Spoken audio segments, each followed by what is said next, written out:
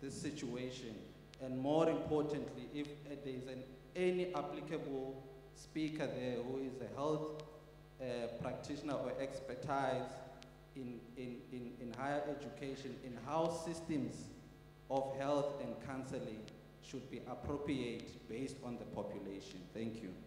Thank you. There's a gentleman in the center, yes?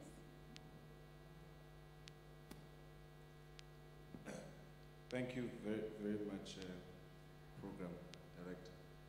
My name is Bundu Mnyaka. Yeah. I've just got a comment and possibly a question. When we were speaking about the National Youth Policy, I saw you highlighted a part there about social cohesion and nation building. Now this is more of a, I don't know if it's a comment or a question, but yeah. Isn't it possible to think that one of the things I always grappled with is that you don't have what you can quantify to be a South African identity? In the sense that we all wake up, we don't know where we're going, we're just told that we're living towards this better future, which can be contextualized from time to time. So isn't that what limits the implementation process in the South African context? Because if you go further, when my colleague over here spoke earlier on about the Sustainable Development Goals, in terms of them being much more of a Western concept and stuff like that, which I tend to disagree because they are different from the Mandela Development Goals, which no consultation was done with African states and stuff like that. But the SDGs were much more directed in terms of the African continent having a bigger share in terms of what must happen. But the problem then becomes, in my view, is that the trickle-down effect of the Sustainable Development Goals, how they ought to be implemented within states, becomes the problem. For example, if you take in higher education sector, it becomes difficult to, in fact, see how do you take these 17 Sustainable Development Goals, then implement them within the higher education sector in order to advance and get to 2030 in much more of an effective way. And the problem is that that becomes the problem of implementation, basically. And as well as you speak about the National Youth Policy, I think the participatory process, how these things go about, sometimes is the problem. I mean, you sometimes look at the National Youth Parliament and you wonder to yourself, who are these people? Are they really, do I really understand what is that they're discussing? So sometimes that becomes the problem, and then you get told about the National Youth Policy, but you actually don't know what it is because the participation process was limited in its own self. So thank you very much. Thank you. Gentleman on the same table.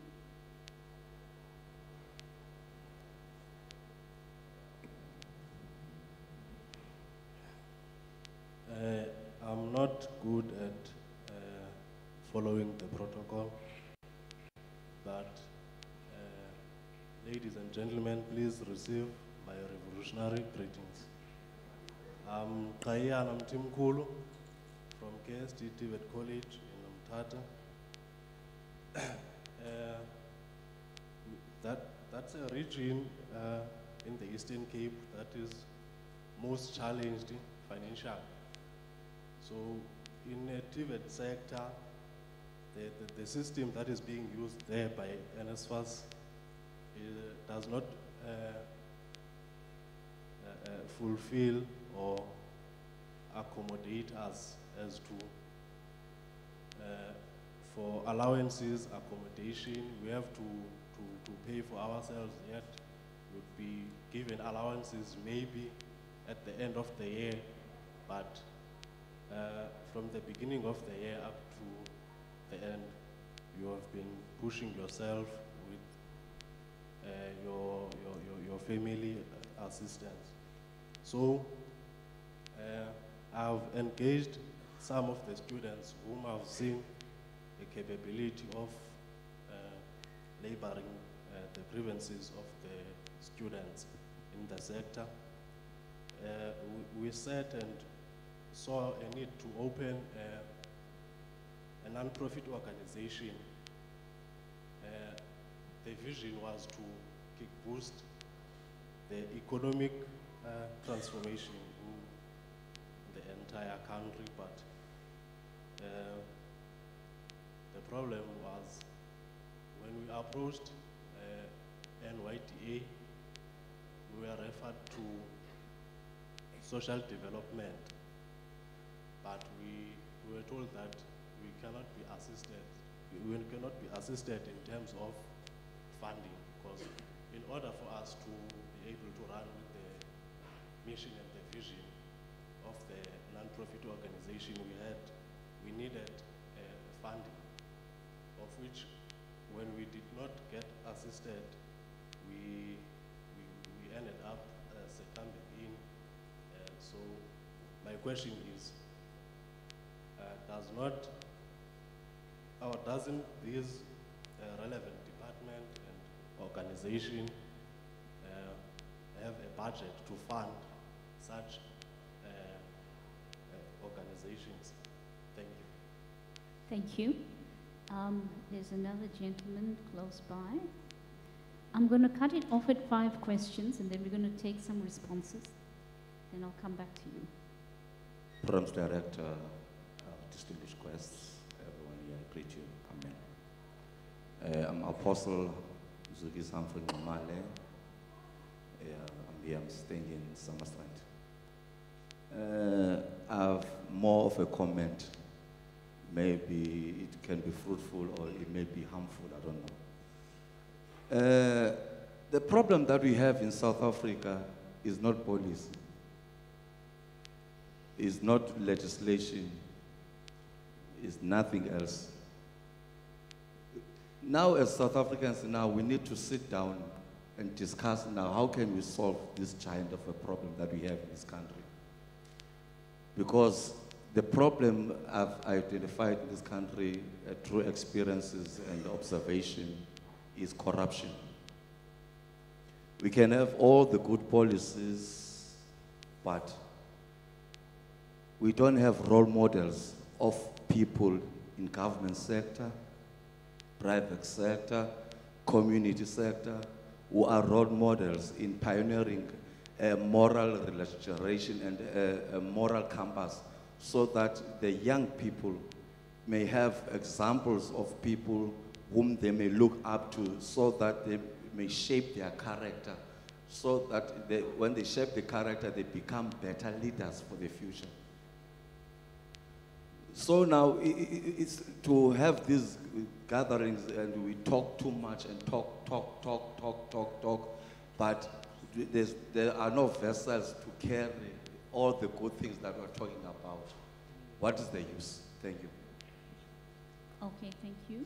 I see your hand, I do recognize you, but what I'll do is I'll take 5 questions and then we'll get responses. I'll start with you on the next round. Okay, the first question was actually directed to Siziwe around the UNFPA.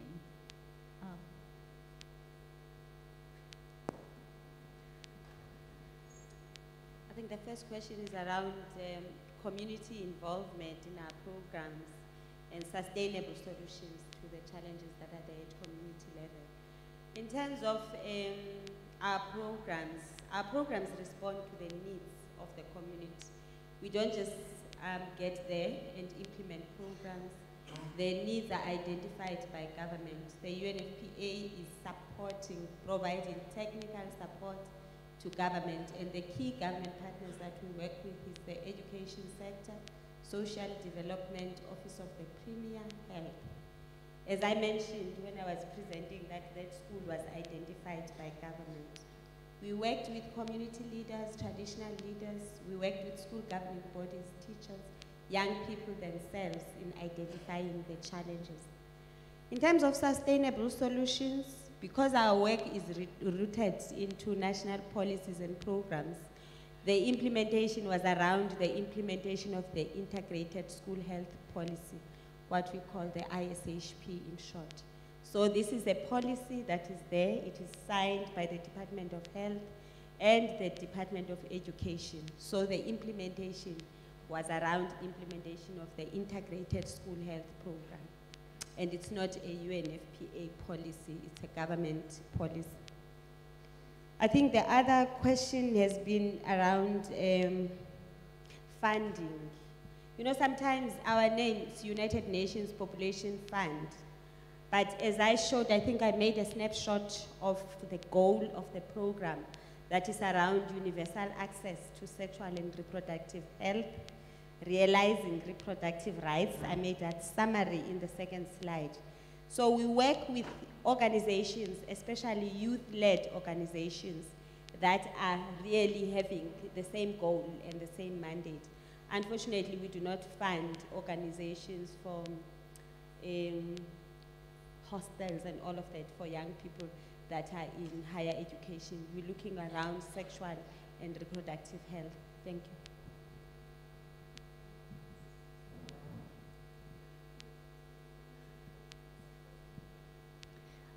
There was a question that was specifically directed to the Dean of Students, Lusando Jack. I wonder if you could respond to that question. It was around health systems and the health within the campus and being referred off campus for treatment and around transformation of the health systems. Can somebody please give Mr. Lusando Jack the roving mic? Thank you.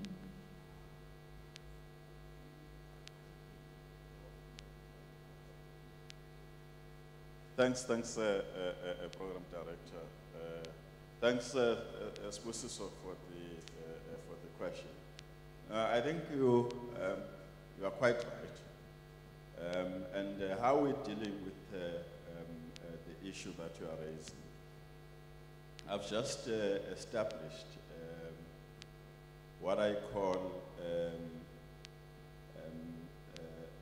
a working group towards the establishment of what I call the wellness zone, you know, at Mandela University.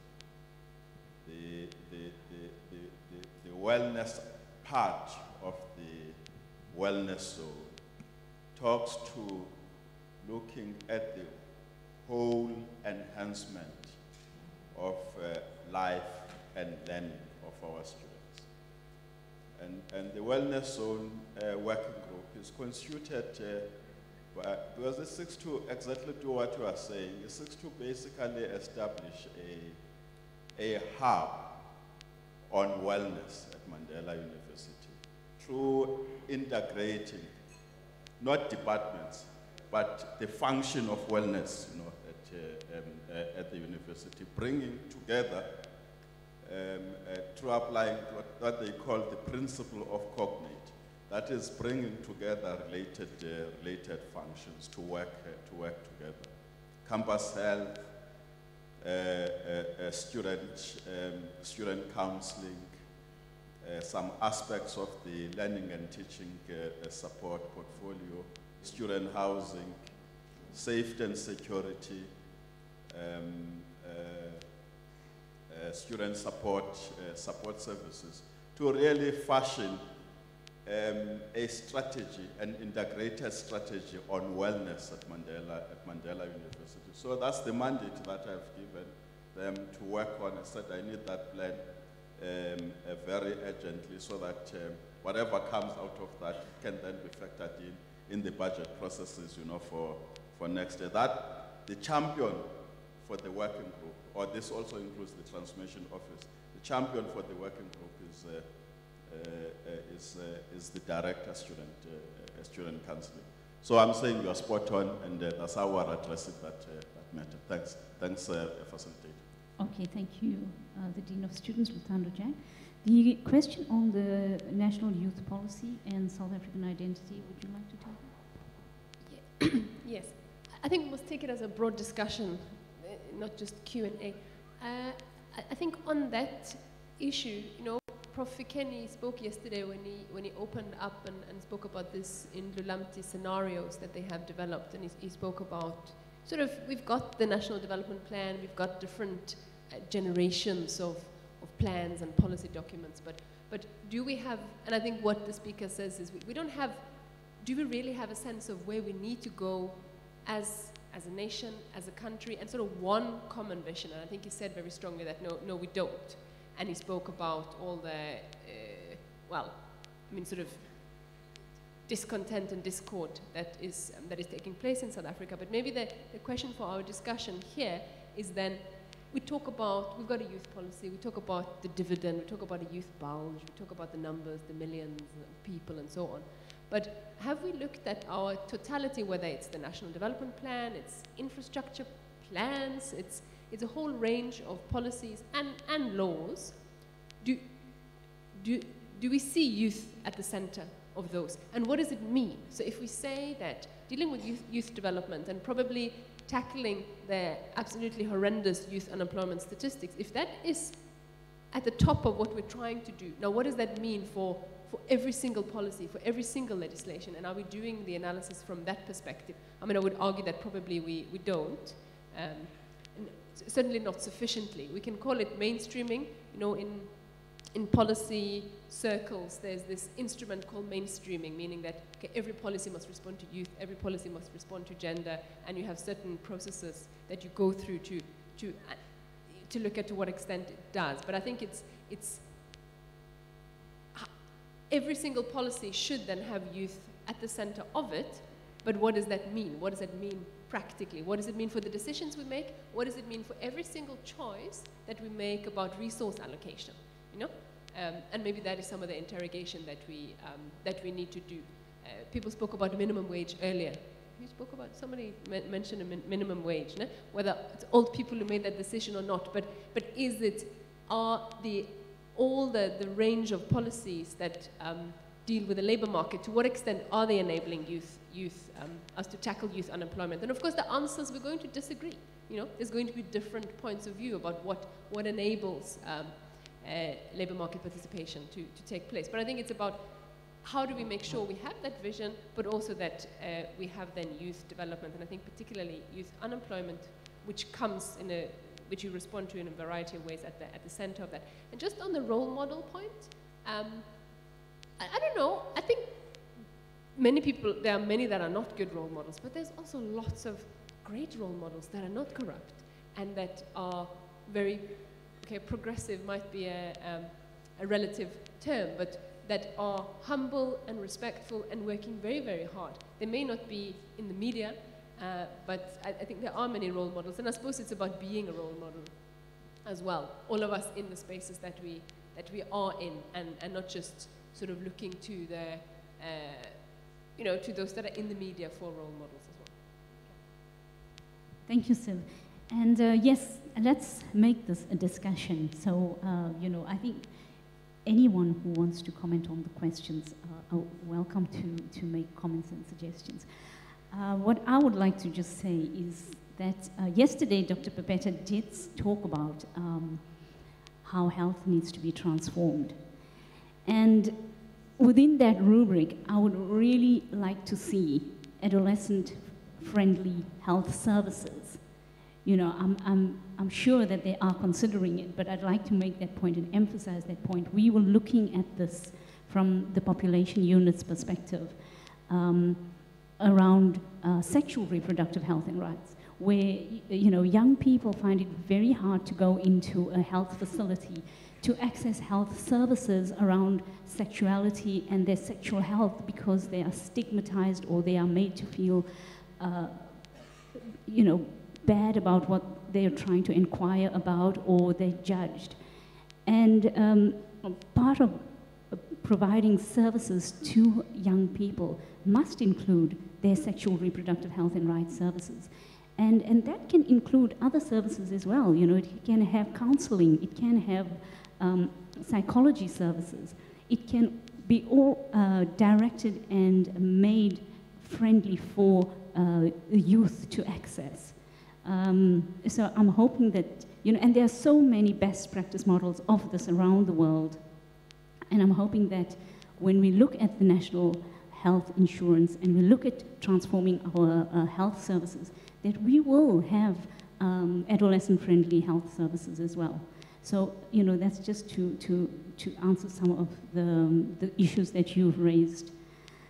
There was a question around the NPOs and whether there is a fund that is dealing with, or whether there's a government department that is dealing with funding, or who would like to, anybody can, and more than one person can respond to this.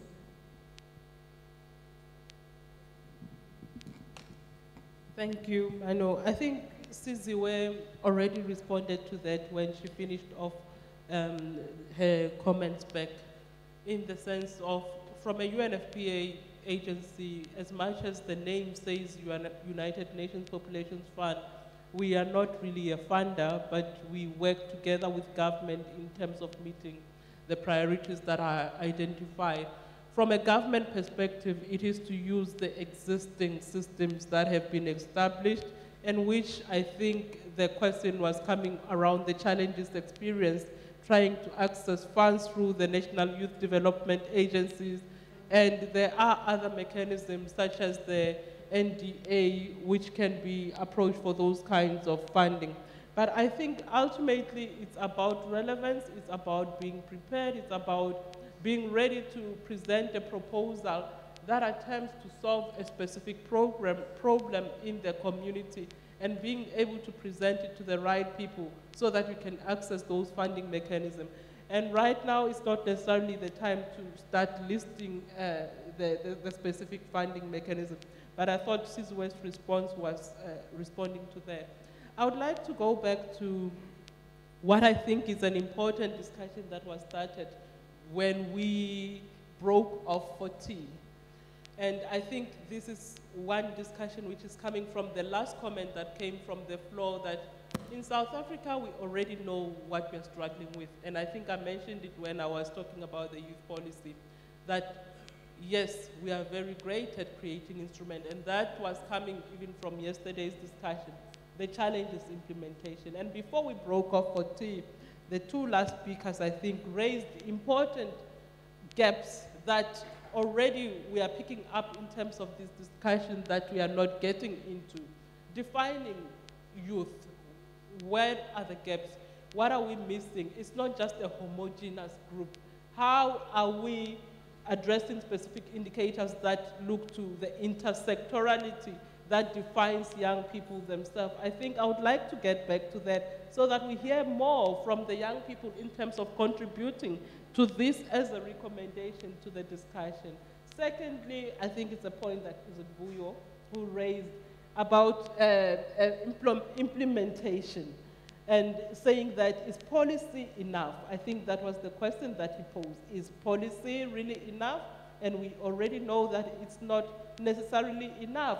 But how are we entrenching within those specific policies certain issues that can be implemented to advance the youth development agenda? And I think really it's a critical discussion that we need to go back to review what's coming up from this for us to have a relevant discussion that comes to this. So let me pass the mic. It's good. Thanks, I'm glad you actually brought that up, because I wanted to respond to Nati as well.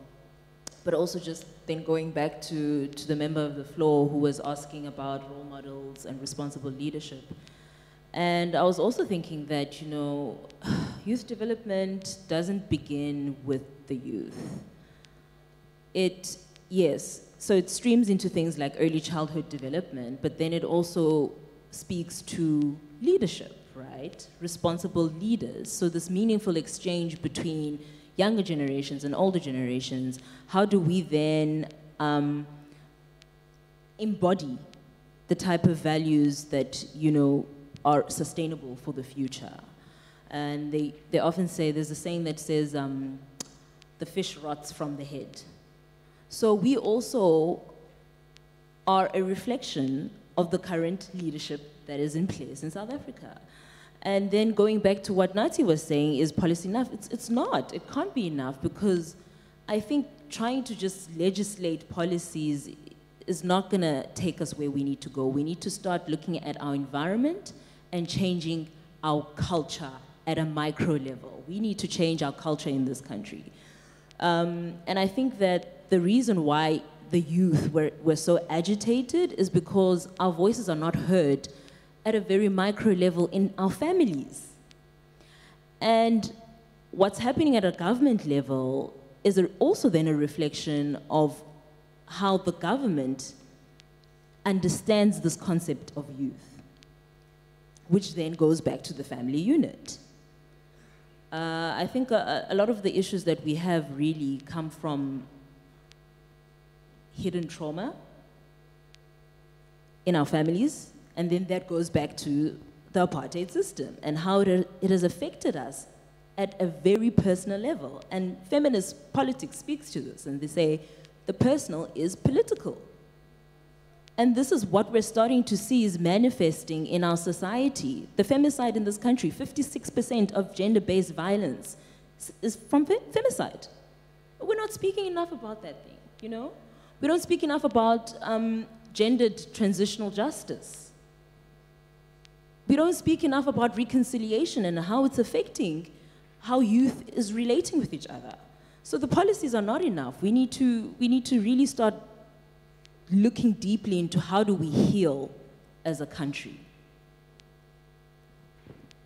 Thank you. I think we've covered all the questions on this round. What I would like to, I've recognized this one. I would like to also just pose a question myself.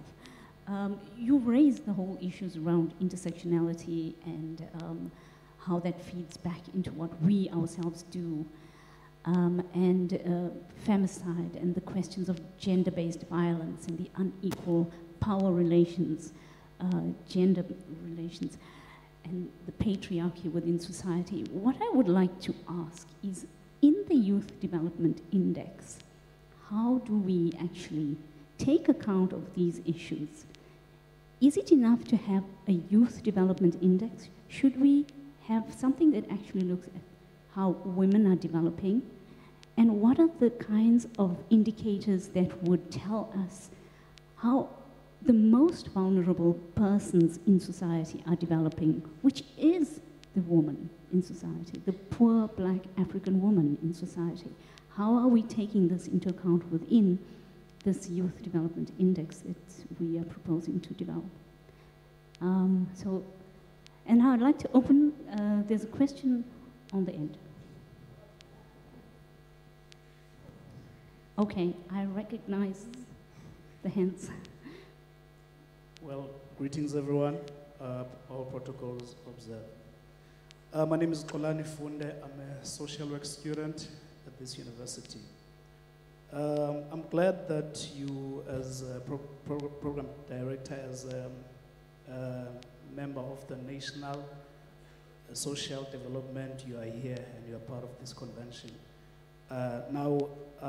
There's a biblical saying that says you can't pour a new wine into old white skins because the wine skins will burst. Now, if we are going to talk about, we are going to bring in these new ideas, we must also make provision for those that will not accept them because they are used to old system, to old ways of doing things.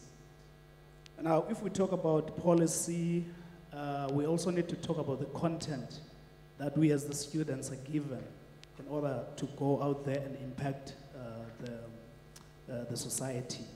I'll make an example of of the profession that I'm in, social work. We are given the content which we are grateful for, the content that when we go into the field of work or when we do our practicals, as much as we pass it with distinctions and all that, but when we go into your townships, rural areas, it's not really relevant to their needs and the situations that our people face. So I think one of the things that need to be done is for the government and the universities, all the institutions of higher learning, to promote the content, or rather to promote young people or the students to come up with theories that are relevant to the townships, to the rural areas or South African perspective. Not only for us to get content from your Tosland and Rivers and Potgieter, who never lived or survived in the lives or the way we live in the townships or rural areas. Because if you go there, for example, I talk about asset-based approach. The grandmother or the young person who doesn't have something to eat won't understand that. But rather, if we had a theory that is South African based or rural or a rural perspective, then would be able to make sure that we get into the core issues and the needs of our people. So my proposal would be for us to make sure that the government and the universities and the TVETs and all the institutions contribute and promote and advocate for the young people to do theories, to write books, to do research about where we come from, so that we can be able to speak and address the needs that are there, or the issues that are there in our communities. Thank you. Thank you very much. That's really a brilliant proposal. I'll move this way. So let me start with, have you spoken before, Jen? Okay. Can I start with that gentleman over there, and then we'll take it this way.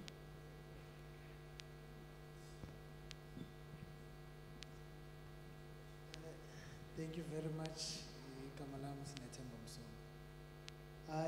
firstly, let's start by rejecting townships, because really they were not designed to, to be habitated by people, if I'm using the right English. But they were not designed for people. They were designed to break people, not to rehabilitate. The same issue with a lot of jails. They just changed the names and said rehabilitation, but really the framework and structure of it was not designed, which is, I like the analogy of you can't pour old wine, etc., etc. And which brings us to the problem why sometimes the policies are not working, because you insert them in a framework that is rejecting them, and as a result, we can't have the desired outcomes. Firstly, we must fix the framework in which we are working in so that it produces the desired outcomes. Then we put the policies that would govern that and ensures that the desired outcome is achieved. Let me make an example, simple one. First problem in the country is, for instance, if I was to go from here to Spa, I pay 12 rands. Why? And this is where the narrative of white monopoly capital comes in a very simple way. A taxi man, it cost 450,000 to buy a Quantum. But after 5 years, the taxi driver will end up paying 900,000 plus. So in order to make that installment of 50,000 rand every month, they have to charge me 12 rands just to go to Spa. Now, the government is not, or has disempowered itself from intervening and ensuring that there is continuity in terms of the rand value. Now, the other point that I would like to be controversial about is the fact that there's a difference between corruption and economic growth and development. And economic growth and the lack of it result in social ills, which finds itself in many forms. But let me take an example. Corruption, yes, is a problem. It's an ethical problem in a country that is poverty-stricken like South Africa. But let me make an example. You've got Thomas Sankara, who arguably was one of the most ethical leaders the world has ever seen. But in terms of economic measures and development, the country was not going forward. Why? And that's the question that we need to ask ourselves. And then you have Silvio Berlusconi of Italy, arguably the one person who will make the ANC look like they're in kindergarten in terms of corruption. Because why? The guy was so corrupt. But the country continued to progress in terms of economic measure. Why? Because we are consuming.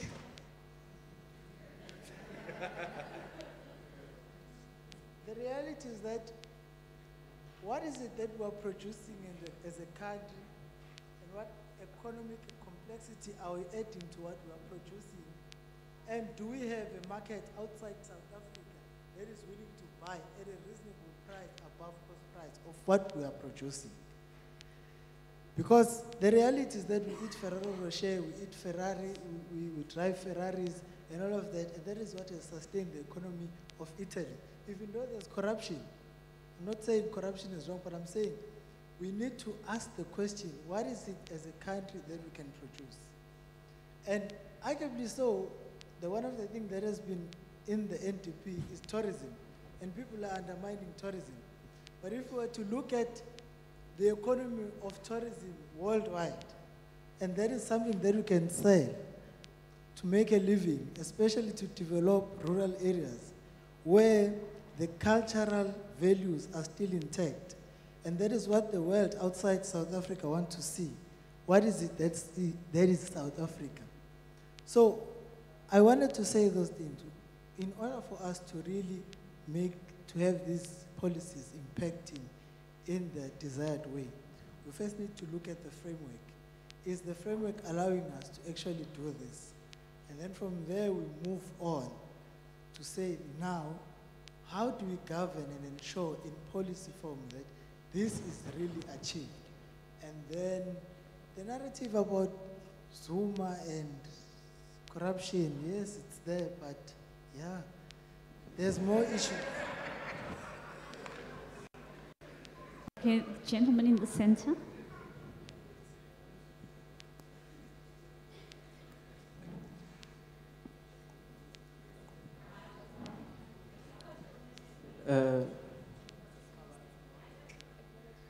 Thank you so much. My name is Kulegane Butelezi. Chair, I would like to pose just 2 questions. Maybe I'll send those questions to Putlutando, Jack. Number 1, the issue of language when we come to university as young people. I'm from KwaZulu-Natal, Kwanongoma. I grew up in a public school where we were taught English in Zulu, mathematics in Zulu, everything was Zulu. So when I went to university, it was a challenge for me to engage with other students in a way that even if you have ideas, we see problems in our country, you can't really engage because there is that barrier between us as rural boys or girls with other students who went to multiracial schools. So the question is, how far are we as a University of Nelson Mandela in promoting this issue of young people who are coming from this poor background to help them to grow in leadership? Because I forced myself to engage with people, even though I couldn't speak English like others. I don't have Odwi and Da. It's just a straightforward English. Number 2, the issue of leadership in our universities. I believe when we're talking about Utata Mandela, we're talking about Umtu who you don't need to explain the level of integrity that he possessed before when he was still alive. I'm glad we have people like Tatum Kabisi Jonas. We know about him. He rejected he bribes. I came all the way just to listen to him because we want people like that to stand for us. You know, the level of leadership in universities, and this question is going back to Upudlutando again, Uguti, how do we regulate our leaders in the university? Because I'm not pointing fingers, SRCA too. I'm not saying the recent one, but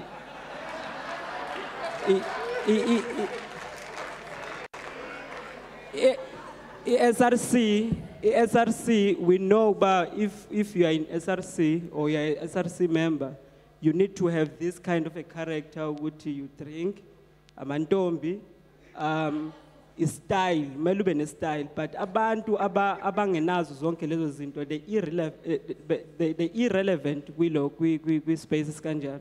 So the level of leadership and how do we regulate people who don't qualify to be leaders because they influence young people who are coming in this university. Thank you. Thank you. I'd like to take a woman now, and then I'll take another woman on that side, but and then we'll have to answer some of these.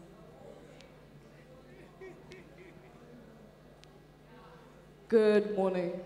Good morning. Hello. Hi. Okay. Good morning, everyone. My name is Nangamsong Lumalo. I'm a student at this university. I'd like to appreciate the problematization, that's the word, that Unati and Ndombovuyo actually brought to this congregation. Let me call it a congregation because I don't know what else to refer to it as. But there's this tendency amongst us to say that, okay, sure, policy, policy, policy. And I agree, policy can be problematic, but we hear that the Youth Development Index was developed from a consultative process, which means that that's already been covered. So indaba ze framework, nenani have already been covered. But we don't necessarily concentrate on the culture that has been fostered, not necessarily by the Fees Must Fall movement, but by protesting. We're shying away from saying that, in fact, the only way to hold things accountable or to have things function properly is by having good or sound accountability measures such as NGOs and protesters doing what they have to do. And I'm just wondering, why is everyone deviating or shying away from that? I know there's that moral philosophy that governs what or how things should be, but we must also not downplay the fact that Fees Must Fall had a huge impact in changing, or rather, yes, in revolutionizing the way that we think about education, contextualizing where we are, of course. And I mean, even the Nelson Mandela University is taking steps, you know, to do that, or rather to introduce social justice movements as a sort of answer to regulating. And the fact that universities should be places where protesters, not necessarily protesters, but social justice movements or iztunya are created. Thank you. Thank you. Okay, there's another lady at the back. I think I'm going to just allow the students to speak. So I will take all of you, and then I'll ask the panel to make closing comments. So the lady at the back. Greetings, my name is Ntombodidi September. I'm studying public management here at this university. I would like to do a recommendation, like when it comes to monitoring and evaluation. As we know that the policies are being made that day, so I just want to recommend that they can not only just focusing on collecting the data as in terms of monitoring and evaluation, as we know that our country has a lot of corruption. So I would rather recommend that they can actually do like practical monitoring. For example, I'm one of the volunteers that are actually doing the tutoring for the kids in local schools. So when we go there, we don't find kids that are actually motivated to go to universities. They lack motivation. So if government with all these developing agents can actually go back and do practical of monitoring and evaluation, Like when we grew up knowing that there is someone who's called Umhloli, which is an inspector that would actually come time to time to the school to check if is the school doing things according to the rules and all of that. So now when we go there, we find kids are telling us, no, we don't think we're gonna go to varsity because the teachers are not explaining to us. Sometimes if they want to explain the notes, they do. But sometimes if they don't want, some of the kids are crying about the textbook shortages. They were saying we have to share the textbook are not enough. So instead of these youth development collecting just the data, I think it will be rather practical if they go in time to just go and check like practically if is this thing actually being done. And I would also like to recommend also on we have agencies like NYDA and skills development, which are there also for the youth. And I also would like to recommend the same if there will be people like, I don't know, inspectors will actually go to check if are these policies that are implemented being done according to what they suppose, are they actually doing the thing that are supposed to be doing. Like for example, I noticed when I did attended some program of the NYDA and what I saw, there were those businesses, for me, they are not actually like business that they said they were funding. For example, they will find someone who wants to have a stand offer of veggies or sell fruits, or someone who wants to have a car wash, or someone who wants to have a car wash or a salon. What about the other great business ideas that we have, the unique business ideas? Because I've been hearing like since from yesterday that as youth we have to be creative. I believe we are creative, we do have those unique ideas. But now we actually need the funds. I had a student yesterday, he was asking, are there funds that are there in order to fund us? And the answer was not everything has to be about money. But we actually need money in order to make these great ideas of us come to effect. We actually need funds in order for these things to be done. I will do an example. We have this group of graduates that have actually studied agriculture. So they have skills of agriculture and they would like actually to do the farming, but they don't get the funds. And there are policies that are saying they are not capable of actually do farming. So they actually need funds in order to implement that. So if they can, instead of just saying, okay, this is the budget for the youth development, which is NYDA, which is allocated, and then they just sit like that and then they collect data, they should go back and actually check, is the money being going, where is it supposed to be? Are the students, is the youth getting those funds in order to implement those businesses, and not only just focusing on primary businesses, such as